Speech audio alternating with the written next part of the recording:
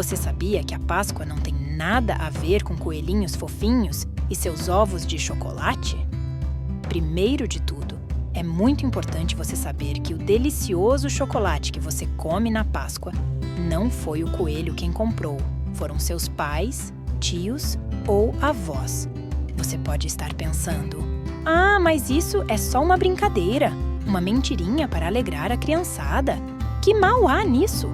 Por acaso um chocolatinho deixou de ser chocolate só pelo fato dele ser pequeno? Não, ele continua sendo um chocolate. Então, uma mentirinha também não deixou de ser uma mentira só por ser pequena. E nós já sabemos quem é o pai da mentira, certo? Portanto, fale sempre a verdade. Esclarecida esta parte, vamos falar agora sobre a história da primeira Páscoa. Escravidão no Egito. Para entendermos a história da primeira Páscoa, precisamos voltar ao início, lá no livro de Gênesis. Deus falou a Abraão que seus descendentes seriam estrangeiros numa terra estranha, onde seriam escravizados e oprimidos por 400 anos. Quando os descendentes de Abraão, os israelitas, foram levados para o Egito durante um período de fome em sua terra natal, Canaã. José, filho de Jacó, foi vendido como escravo por seus próprios irmãos e acabou mais tarde se tornando governador do Egito.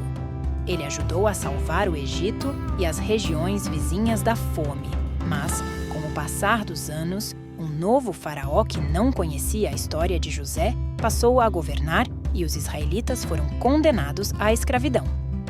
O chamado de Moisés.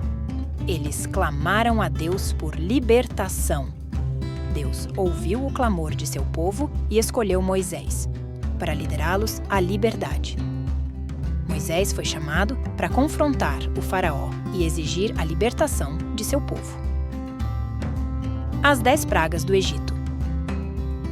Quando o faraó se recusou a libertar os israelitas, Deus enviou uma série de pragas sobre o Egito, para convencê-lo a deixar o povo partir. Transformou a água do rio Nilo em sangue. Houve infestações de rãs, piolhos, moscas, morte dos animais, chagas, chuva de pedras, nuvens de gafanhotos, escuridão sem fim.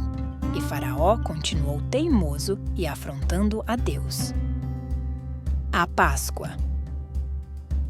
Antes da 10ª praga, a morte dos primogênitos, Deus instruiu Moisés e Arão que cada família israelita deveria escolher um cordeiro ou um cabrito macho de 1 ano e sem defeito para sacrificar e celebrar a Páscoa.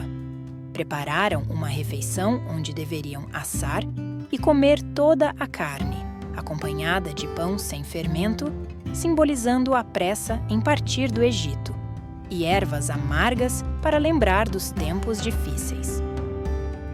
O sangue foi passado na viga superior e nas laterais das portas para que, quando o Senhor passasse pela terra para matar os egípcios, visse o sangue na viga superior e nas laterais da porta e passasse sobre aquela porta, poupando assim os israelitas. Eles deveriam comer prontos para partir, seguindo as instruções de Deus para permanecer dentro das casas até o amanhecer. Estas eram instruções para serem seguidas e passadas de geração para geração. Veja como está em Êxodo 12, do 26 ao 28. Quando os seus filhos perguntarem: "O que esta cerimônia significa para vocês?", respondam-lhes: "É o sacrifício da Páscoa ao Senhor, que passou sobre as casas dos israelitas no Egito e salvou as nossas casas quando matou os egípcios." Então, o povo curvou-se em adoração. Depois, os israelitas se retiraram e fizeram exatamente como o Senhor tinha ordenado a Moisés e a Arão. Essa refeição não era apenas uma comida comum. Era uma celebração antecipada da libertação que Deus havia prometido. Ao celebrarem a Páscoa, expressaram sua fé e confiança na promessa de Deus de que em breve seriam libertos. Agradeceram antes de receber. E este é o significado da palavra Páscoa. Páscoa, que que em hebraico se escreve Pesach, tem o significado de passar por cima ou saltar sobre, referindo-se ao evento da 10ª praga, em que Deus passou por cima das casas dos israelitas e não permitiu que o destruidor entrasse, poupando assim seus primogênitos.